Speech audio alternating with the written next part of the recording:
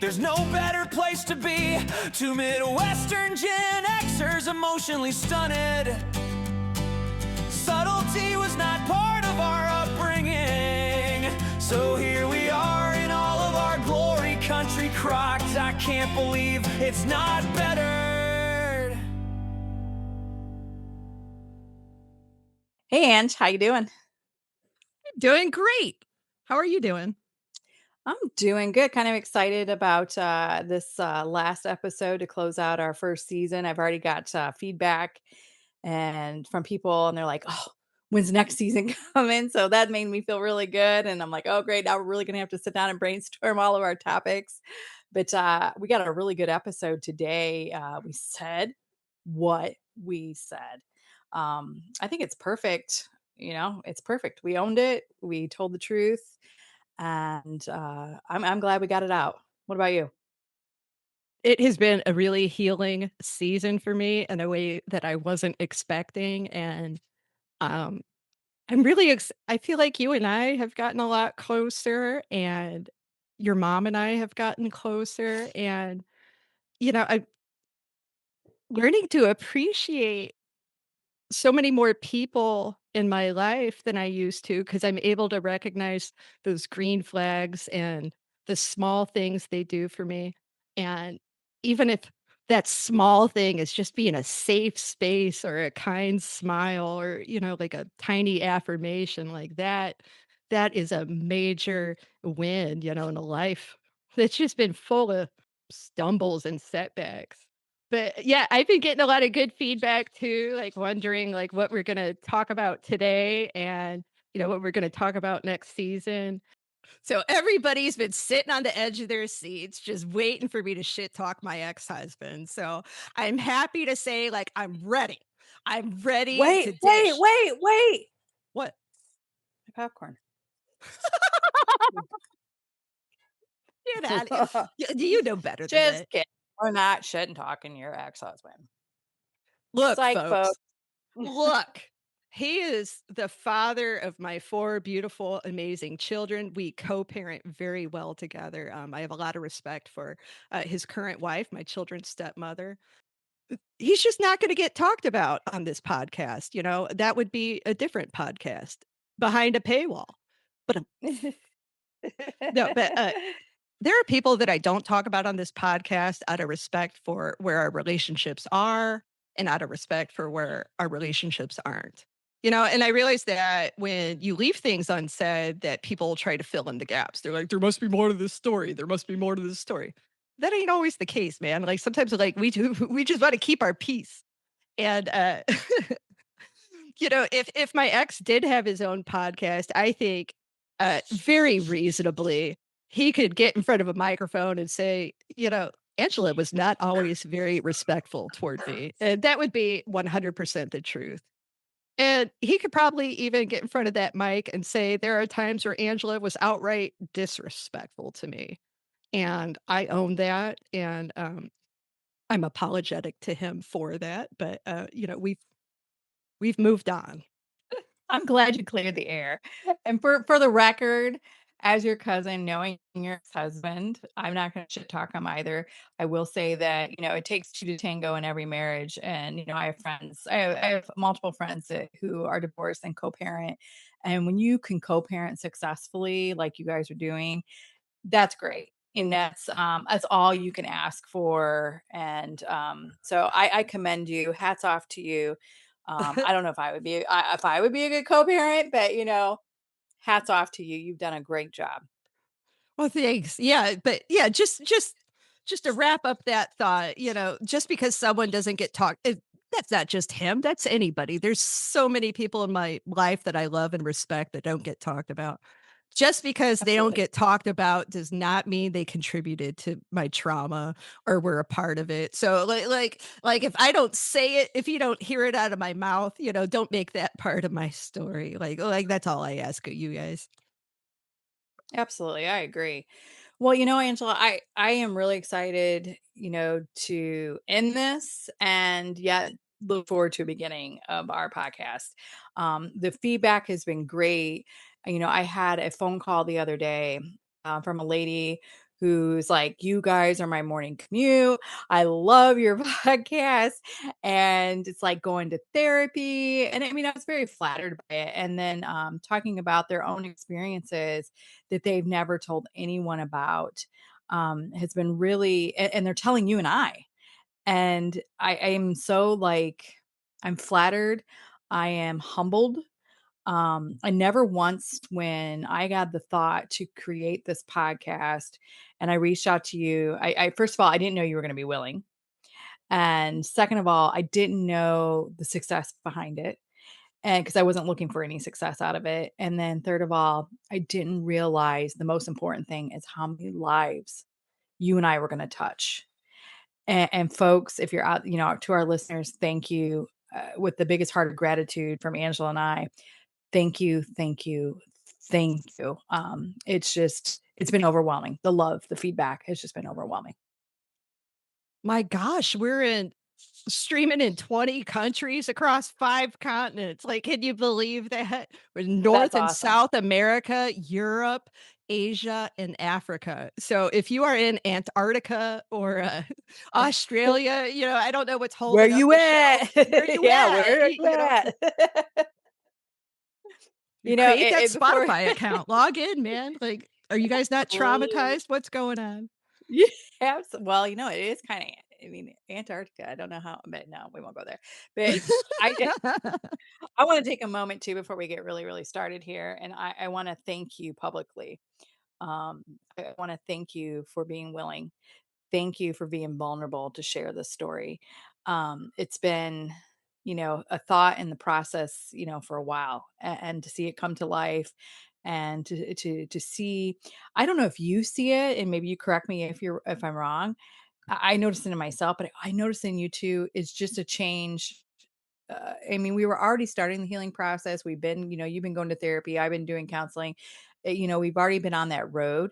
But since we began this podcast, it is brought uh, healing, more healing to me. And I see you've grown through this too, things that you wouldn't talk about in the past that you talk about now, and how you're articulating things. And it just, I don't know. I just think that's awesome. And I just want to say thank you. Thank you for allowing me to speak.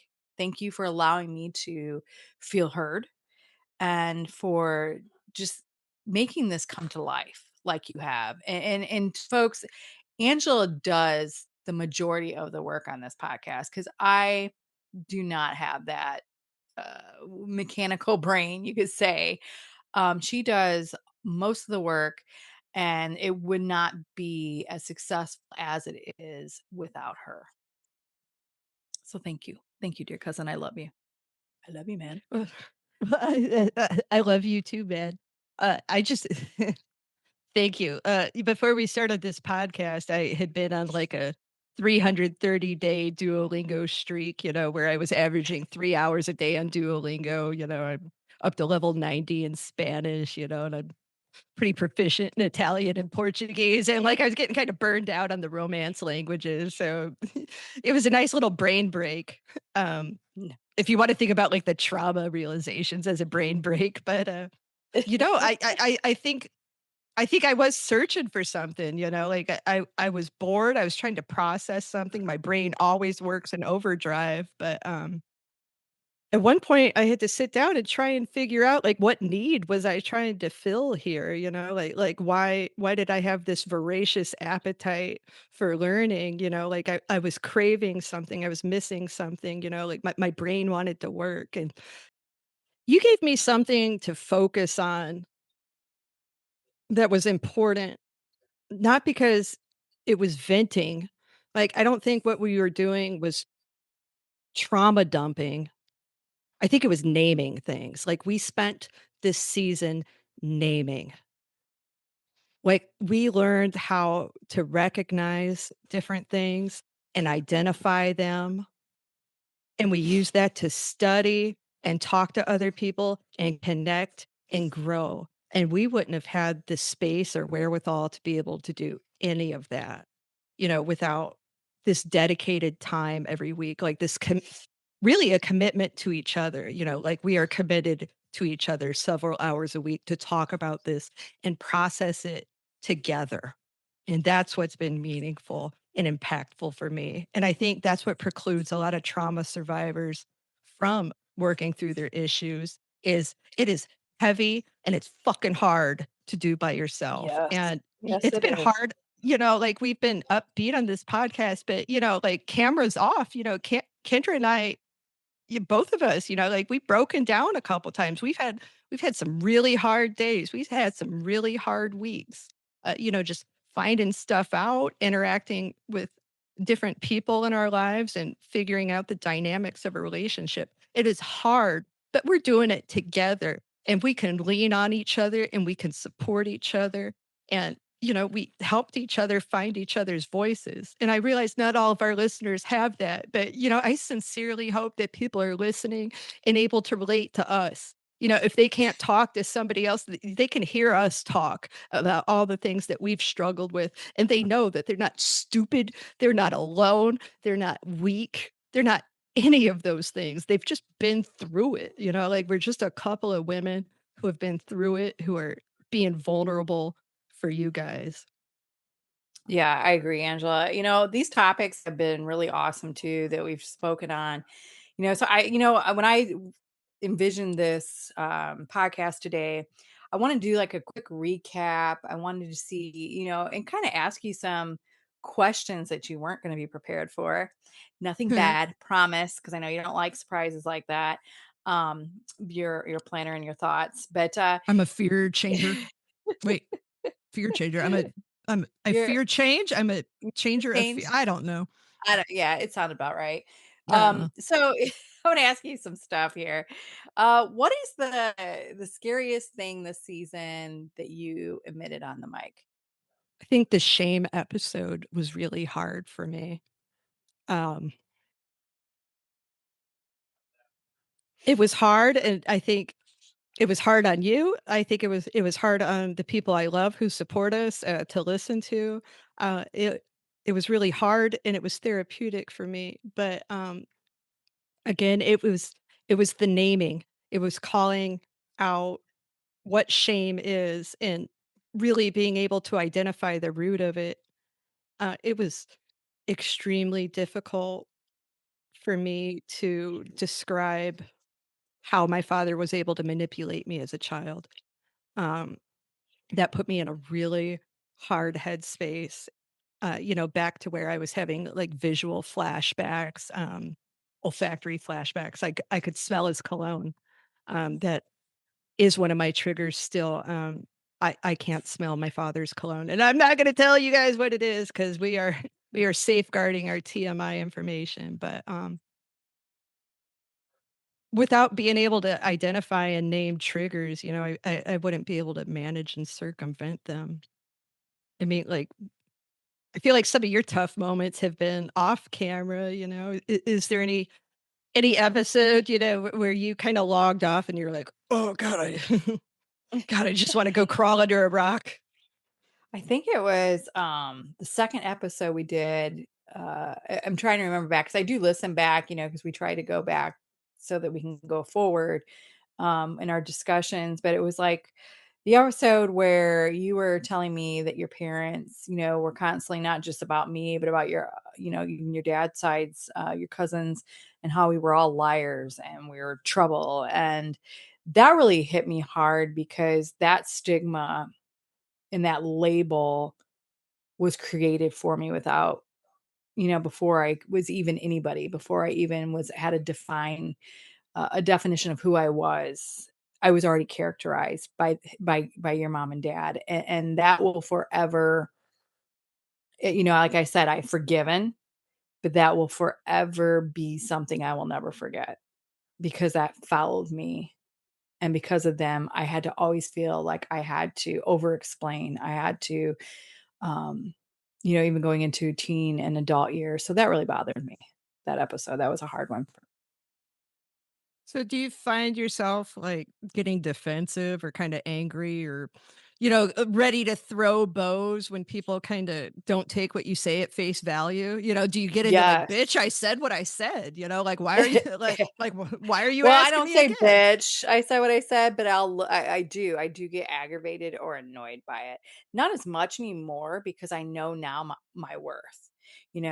I know my worth. God tells me that I am wonderfully made and tells me how amazing I am. And that when you know your worth, that doesn't bother you, but you don't forget. You don't forget what gets said.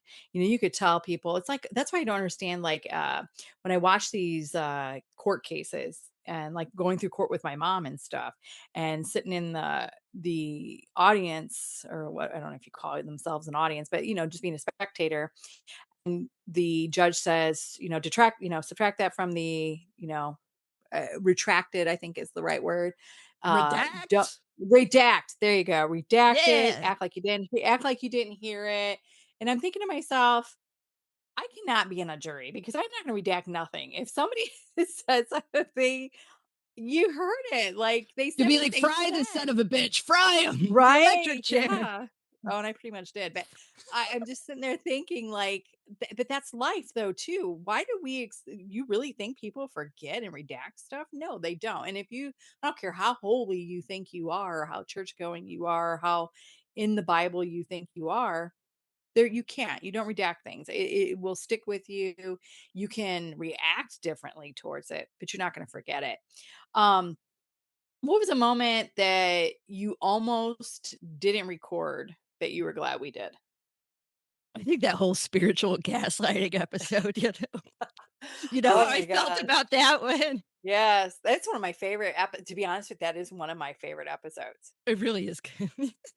It is my favorite. I mean, had we gone with the original recording, it might not have been my favorite. No, I thought that was a good episode. I really liked you were very I just actually listened to that swear the other day and because I go walking every day at the gym and I always listen to a podcast and Joe Rogan's podcast that day I really didn't care for. So I switched back to us because I thought we were better. And Was he just talking about bodybuilding again? Because, I kind of zone out when he just talks about yeah, protein powder and lifting weights and stuff.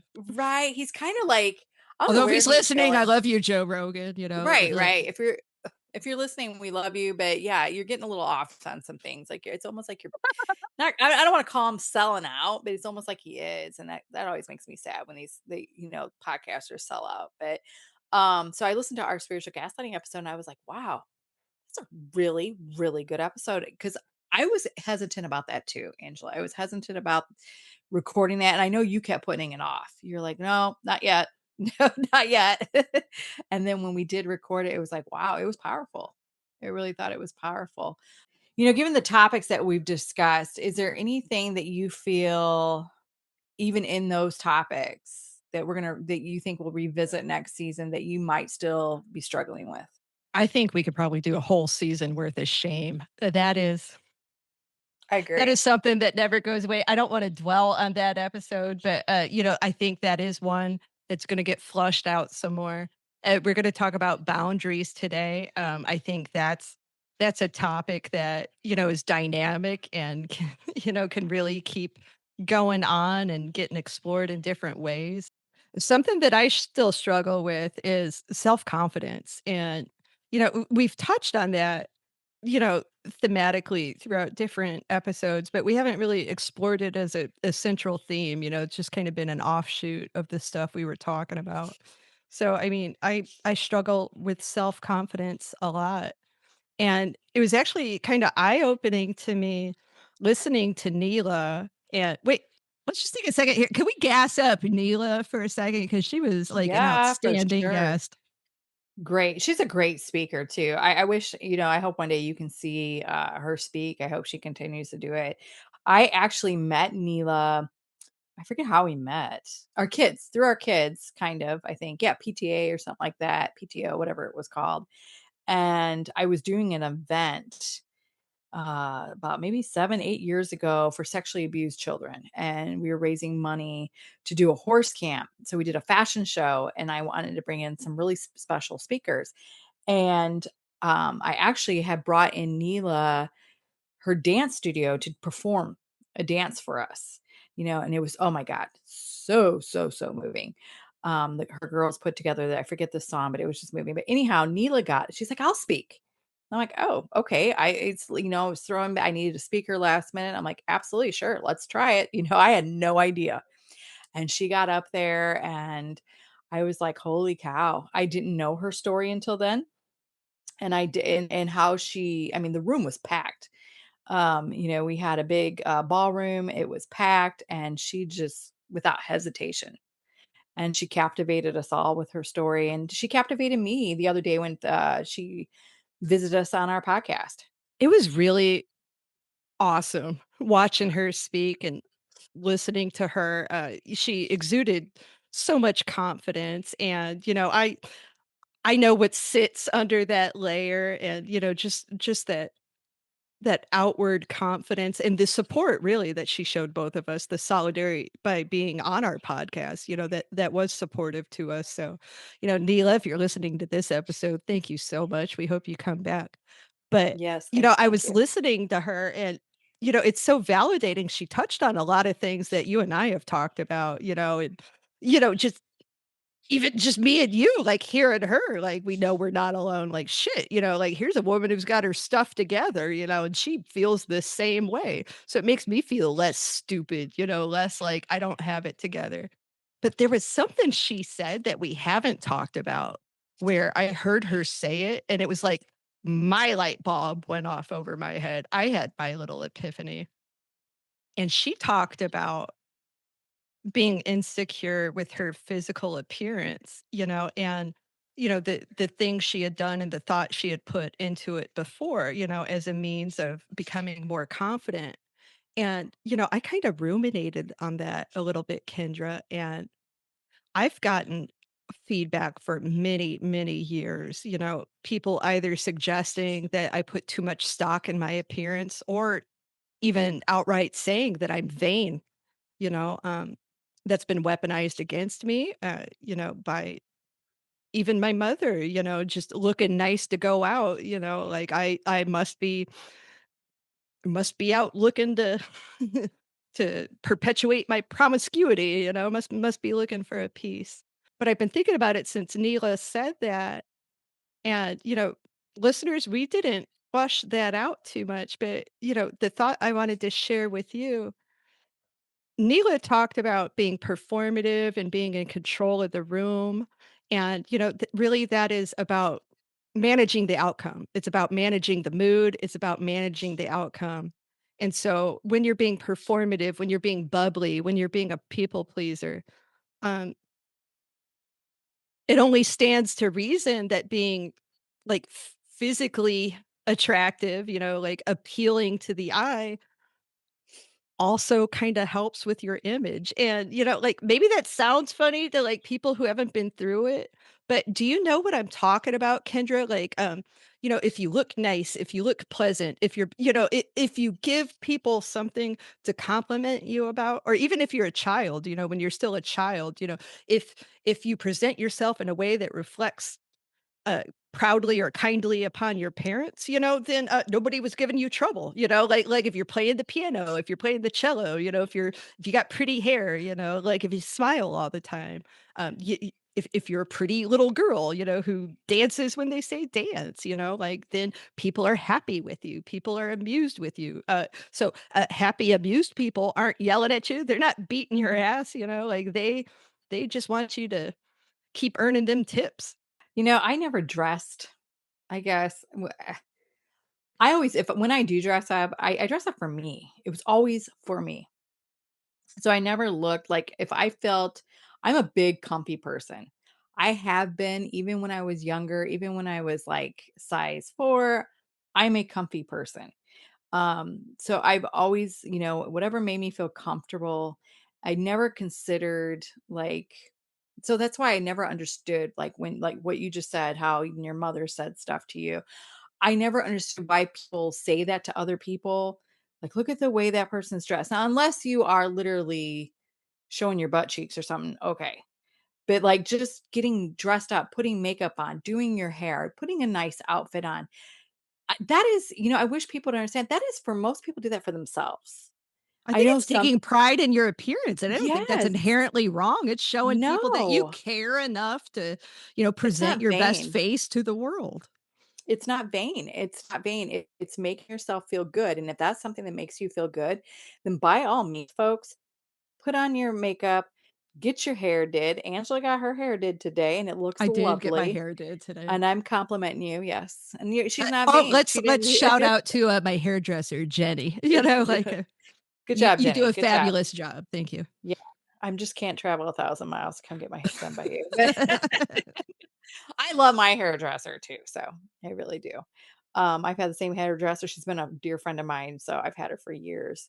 So yeah, you know what? I guess I never understood that. I never anytime I have got dialed up, let's say, is never been to catch an eye of anybody. It was basically for me, what I felt comfortable in that minute, what made me feel good, what made me feel pretty. And like you said, sometimes we lack confidence. And that's true. It's true if you haven't been through trauma.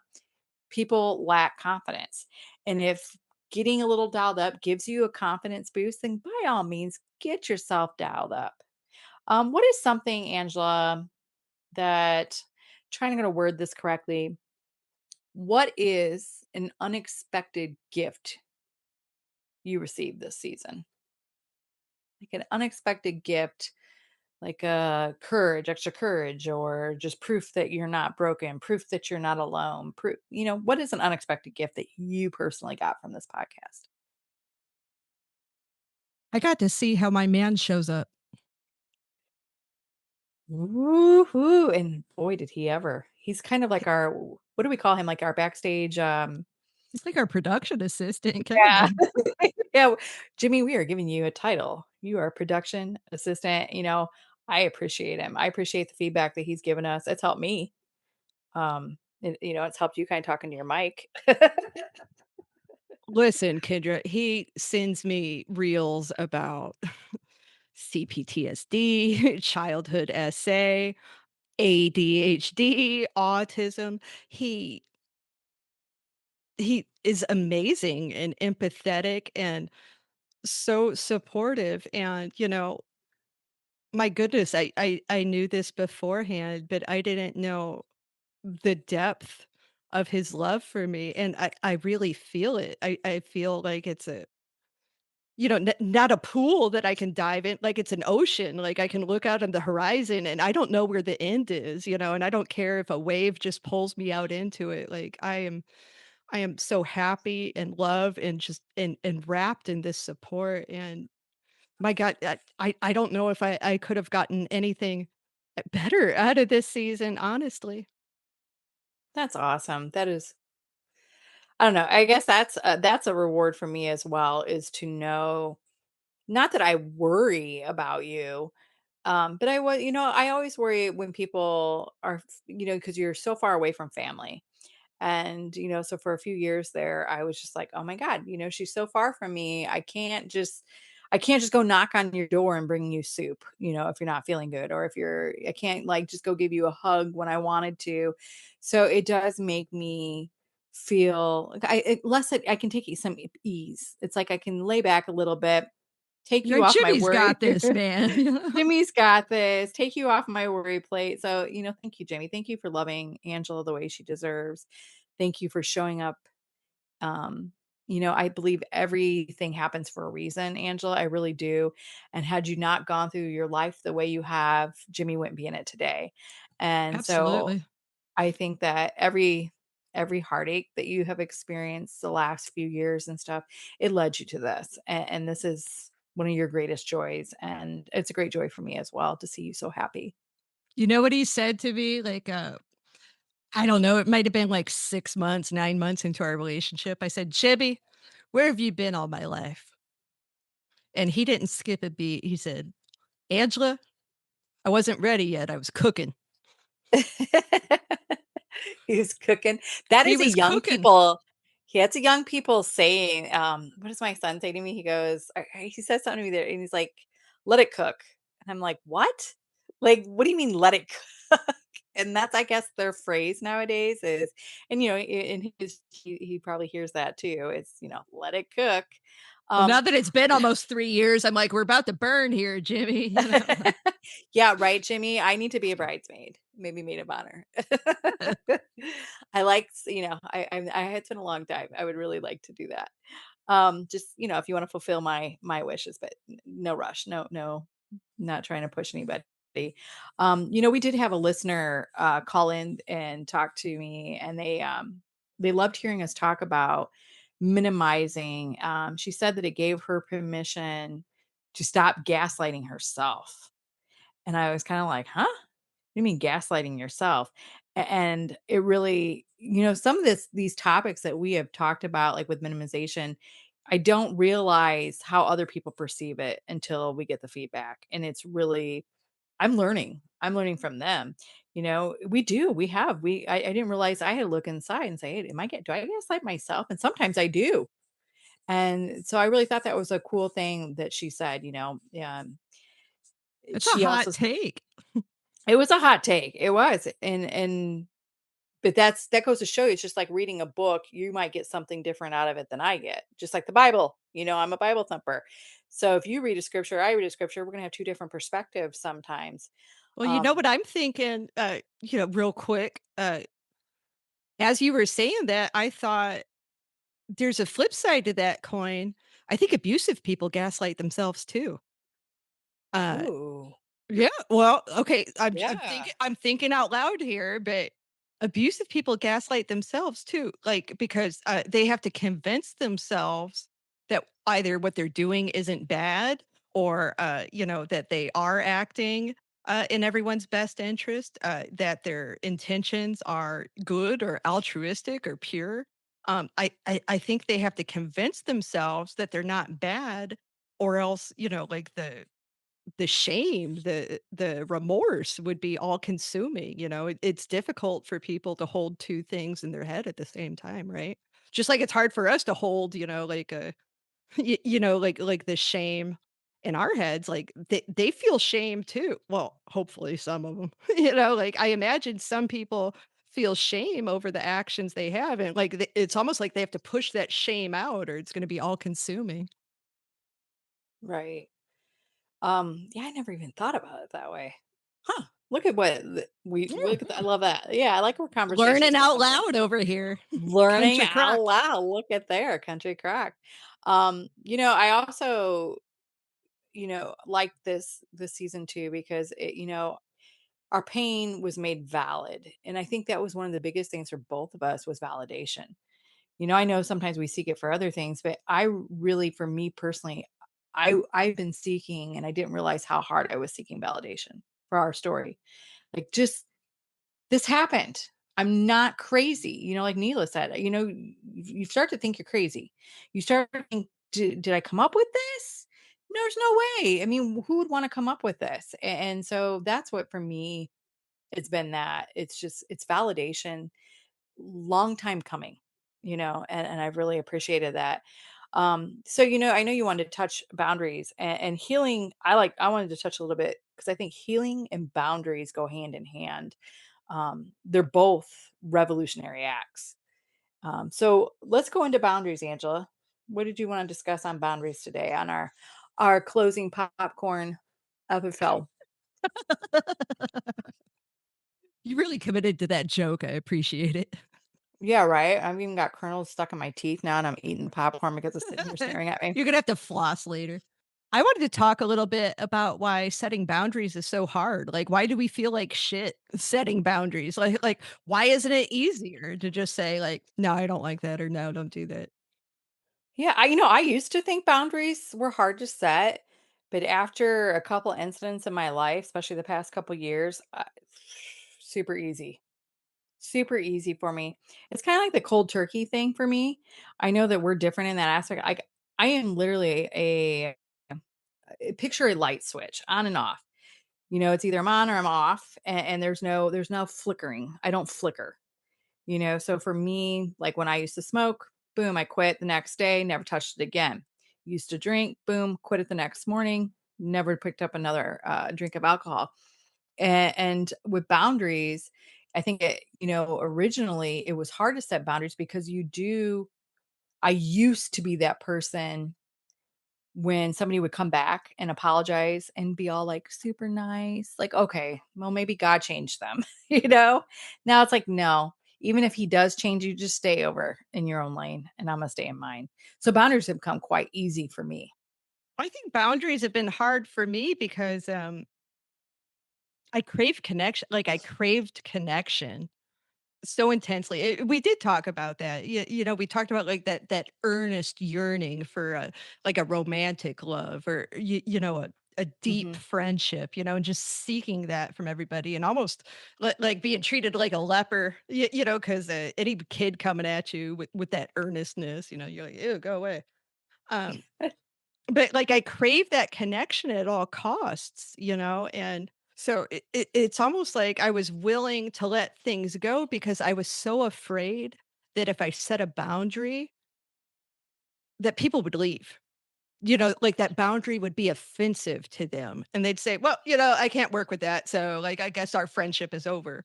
And I was so afraid of that, I had such an intense fear of being abandoned or not having that relationship, when for so many years I felt so alone, where I was like, "Well, it's not that bad. It's not that big a deal, just because, it's okay. It's okay." Because Mm. I just wanted people to stay. I wanted them to stay. I didn't want them to be mad. I was afraid if I set a boundary, it would turn into an argument, especially if it was like a new boundary, like if you start off a friendship or a relationship, acting in a certain way, like it is triggering for some people, like when you reach a point in your relationship and you're like, well, things have got to change. People take that as a personal attack a lot of times. And like that's Right. not valid either because boundaries aren't about other people. Like boundaries have nothing to do with other people. Boundaries are for us. Like boundaries are basically our safety rails, that we put Mhm. around ourselves and saying like this is how I'm going to behave. So like a good boundary, for me to set, and it's ridiculous because Kendra, is never guilty of this, but I can set a boundary for myself and say, if Kendra calls after 10 p.m., I'm not going to answer the phone. It's ridiculous because she goes to bed at like 5:30, but 7. but yeah, I know I'm just making funny. Uh, No, but, like, so a lot of people, like, tense up at boundaries because they think they're ultimatums. They think boundaries are telling other people, like, "This is what you're allowed to do, and this is what you're not allowed to do." And, like, that's messed up. If that's how you're setting boundaries, you are setting boundaries wrong. Boundaries are, like, for you and how you're gonna act. So, like, an ultimatum would look like, "Kendra, if you call me after 10 p.m. one more time, like, I'm gonna cut you off. I'm not gonna answer the phone for a month." That's an You are ultimatum, Yeah, but if it's a absolutely. boundary, I can say, like, "Well, if Kendra calls after 10 p.m., I'm not gonna answer the phone." One of That's not telling Kendra what to do, that's just saying what I will and won't do. Absolutely. And I don't know if this is a toxic trait or a good trait to have, but one of my traits that I have is I can literally cut you off and never talk to you again. And and do it without I remember telling somebody, in a situation they were going on about their feelings and stuff, and I was, and I'm all for respecting your feelings, okay, and I was listening to them and I did take to heart, some of them what they said, but then they were kind of attacking me a little bit because I believed a certain way, and I finally was like, I gave a warning. I always give a warning. It might be subtle and you might not know it's a warning, You're but like, it's "This a message will self-destruct." right? I give people a warning and and I literally tell them, listen, I'm literally almost done. And when I say I'm almost done, it doesn't mean I'm almost done with the conversation. It means I will walk away from you and never talk to you again. Oh. And it doesn't mean bad. It doesn't mean like I wish you ill. It doesn't mean I will still, I want to see you eat. Like I guess, there's a saying, I want to see you eat, just not at my table anymore. I want to see you thrive. I will cheerlead silently from the back of the room for you, but I'm done. and that is something, and I guess that's a boundary. I used to think it was a toxic flaw that I had, but I really truly believe it's a boundary that I've created for myself. And Angela, since I've done that, and we're at an age, and we're not old by any means, but we are at an age where we just don't have time for BS. And I really don't. I don't have time for BS. I don't have time for people gaslighting or people wanting to pour their feelings but not listen to my feelings. I don't have time for one-sided things. I just don't. So I am literally, when I cut you off or I say I'm done, it's not nothing like mean. I don't do anything mean. It's not mean. It's actually, I'm doing you a favor, because if I were to keep in the relationship, keep talking, I'm going to say a lot of things that I will regret. So that is a boundary that I've created for myself. And some people do view that as a toxic trait. So as I've been healing and working on my boundaries and trying to work on giving so much of myself, and not like giving so much, like I do give freely. I would give many people the shirt off of my back, but sometimes I'm guilty of giving people more than I'm capable of giving them at the time. And I think like that's the real hard lesson to learn is finding out what your limit is and respecting your own limit. But, I found, like, when I've purposefully tried to scale back on overgiving, I'm starting to identify that some of those relationships were transactional. Because like, I set that boundary and, either they get offended or they back off or, it's really soured our relationship. And that's made me wonder, like, if these people who leave when you set boundaries, like that kinda says something about them, doesn't it? Like, to me, it seems like, if they leave when you set boundaries, they were never interested in protecting you. They were only interested in pulling from you.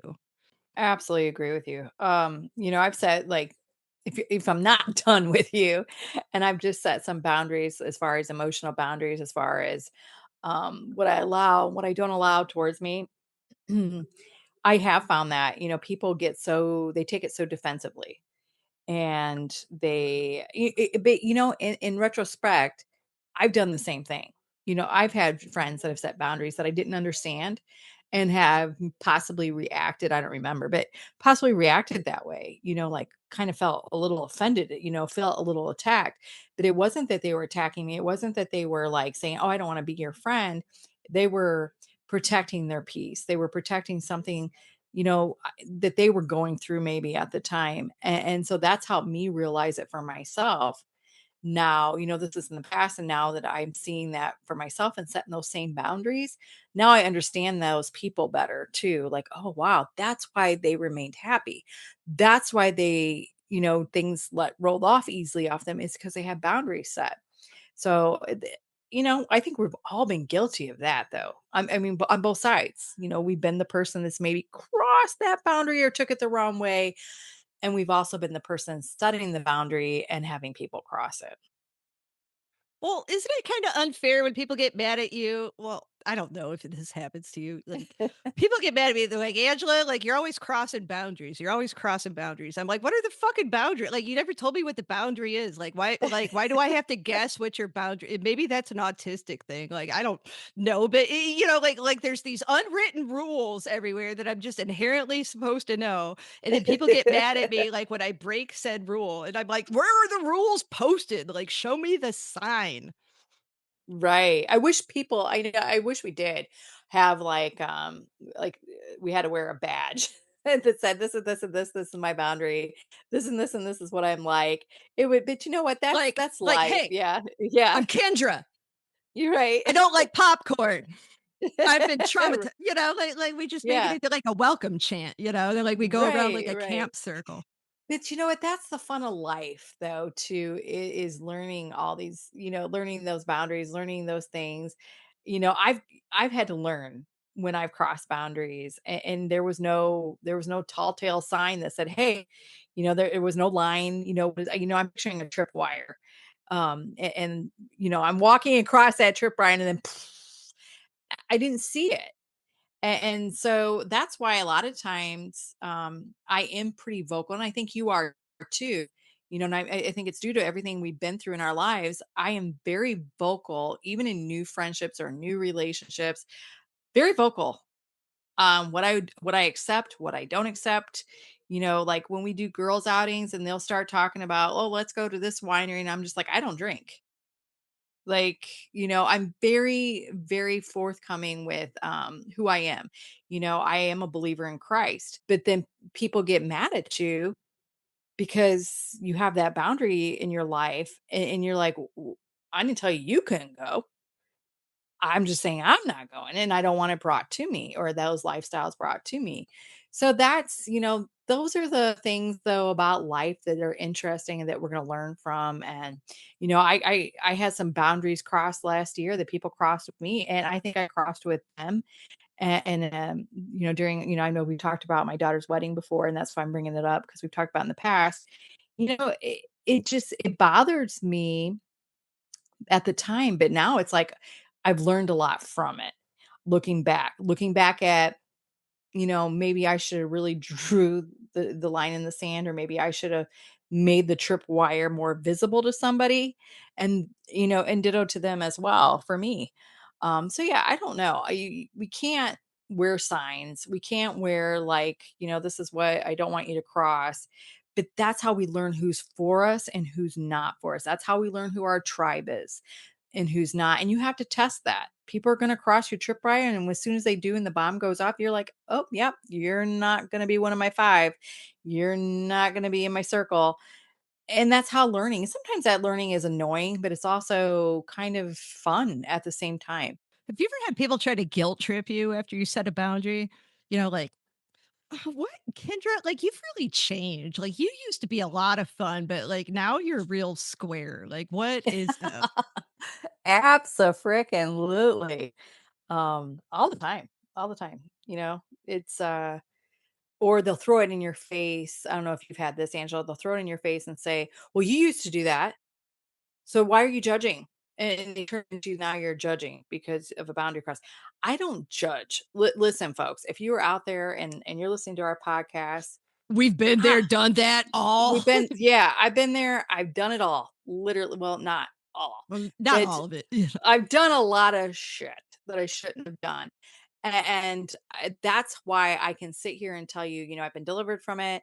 I've been forgiven. I do live a right life now. And I mean, am I perfect? Absolutely not. Do I sin still? Absolutely. Sometimes, just not like on purpose, like not knowingly. Listen there, we've been there. We've done it all, maybe not all, but we've done a lot of stuff that we shouldn't have done. And do we still mess up? Absolutely. But I can't stand it when people turn something, and like they'll say to me, I don't know if they say this to you, oh, you're judging me. No, no, no, no, no. I don't judge you until you bring it to me and cross my boundary. And literally, I don't care what you do, guys. Listen, and I'm just going to use this because of my beliefs. If you're part of the LGBTQ community, for instance, I can care less. I had two girlfriends get married. I went to their wedding, not a problem. I have no issues with anything until it's brought across my boundary. And that's when I cannot stand, well, you're so judgmental, blah, blah, blah. No, I'm not judgmental. I will respect anybody in their domain, in their being, or any out in the open. I will respect any lifestyle, as long as you're not a murderer or a child, you know, abuser. But I will respect you. I will respect you if you like popcorn and I don't. Guess what? You can eat the popcorn in front of me. But What, when with no you millstone around the neck or? yeah, no, that's around, no, I'm around the neck. But when you force me to eat popcorn, I'm going to have a problem with you because you're crossing my boundaries. So, these boundaries with trauma that we have been through, the child sexual trauma that we've been through, when people cross those boundaries with us, or if I see stuff, even, in other situations, and I can tell something's going on, and that it just, oh, it irritates me because it's like, stop, just stop. Don't do that to people, folks. Don't force things on people. If they have got a boundary and they've before you've touched the tripwire, they've said, whoa, whoa, whoa, whoa, wait, before you touch that tripwire and this explodes, take a step back. This is the way I am on this subject. Respect it. Sometimes people even come back and after you set boundaries, like they weaponize some sort of reciprocal boundaries. They're like, "Oh, well, oh, oh, that's your boundary? Okay, my boundary is fuck you, like I'm not going to talk to you for 2 weeks or you know what? Like I see your boundary, and I raise you, some verbal lashings, Like do you know what I mean or Yeah, I do know what you mean. But what's cool, and I'm going to point this out. And I'm going to use you and I as an example because our listeners have gotten to know you and I, even the ones that don't know us personally. Angela and I, not just because we're cousins, not just because we experienced something, trauma that was the same. We know that we're part of each other's circles because, we've crossed each other's boundaries before. But here's what happens in healthy relationships. So I want to make sure that people understand this. People are going to cross your boundaries, even people that you love the most and are close to you. But how you handle those crossings is differently. So, I know I've said things to you that you kind of been like, whoa, whoa, whoa, okay, wait a minute, and vice versa. And you and I will talk it through. We'll say, okay, don't touch that subject again, or hey, don't touch that again. And we don't. And it's like, oh, perfect. And we live in harmony once again. It lasts for 2 seconds. That's okay, folks. It's why is when that so you friggin' hard for people to have like that I 5-second conversation to say like, "Hey, I didn't like when you said that." Then the other person who loves you says, "Okay." And that's the end of it. Holy shit, yeah, you were mad for 5 right? seconds and now it's over? Like 5 just seconds, yeah. yeah, get it And, out. and Jeez. I don't think we've ever been mad at each other over anything serious either. No. Never, but no. Maybe because you wouldn't let me play with your rainbow bright doll the one time. That was it. That was it. I was kind of jealous. Like, oh no, you had a glowworm. Do you remember your glowworm? Remember the I think that was glowworm? my brother's glower. Well, I got in trouble because I played with that glowworm and you wanted to play with it. And go figure it was your brother's. Oh, Well, that poor sorry. kid, I guess, had both of us fighting over his glower. I love that glowworm. Sorry, folks, off topic again. Angela, it's been a great, great first season. I know we're almost out on time today, but I do want to give a little teaser. Season 2, folks, we are going to go deeper. We're going to talk about intimacy. We're going to talk about sex after trauma. Because nobody wants to talk about that. We're going to navigate through Let's talk family. about sex, baby. Babe, Let's talk about let's talk you. about family. Okay, okay, okay. Sorry. Oh, I've We're got going to some new navigate. graphic designs in mind now. Woo. We're going to navigate family who still don't get it and what advocacy actually looks like when we're still healing. We are got some amazing guests that we'll be bringing on, other survivors. We're going to get I'm trying to get a therapist on. I've been talking to her and I told her I'm not ready to commit to it because I just, I don't want to ruin the feel of how natural we are. But I might want to bring somebody on just to, get the expertise and listen, folks, we do want your questions. So if you have questions that you want or topics that you want to be talked about, reach out to one of us. So this isn't goodbye. We have to make sure everybody knows this. This isn't goodbye. This is see you in a few couple months when we're A couple. just a couple, when we're even more braver and have some really great things to talk about. And if you're listening and you're still in the thick of it, keep going. Angela and I are right here with you.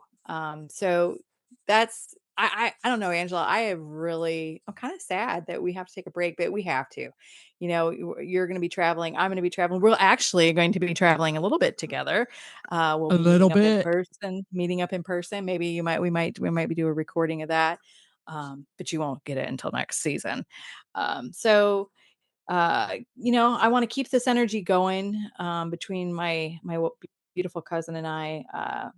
I am ready for having regular conversations outside of what we our podcast. Back to talking about our favorite shows. I don't think we ever discussed like our true feelings on how Stranger Things ended. So we need to do some catching up there. And I'm looking forward to just our conversations where we can take a break ourselves from this. And we want our listeners to take a break as well. And this is Kendra, and I love you guys. And I love you, Angela, with I all my love you heart. too, Vecna. I mean, Kendra. And I will see you guys next season. Peace. You didn't want to add anything? Oh, Go ahead and let add me something. think. You got to close out. I close out with a nice season 2 teaser. Hurry up. You got 3 minutes. You eating this stupid dry ass popcorn.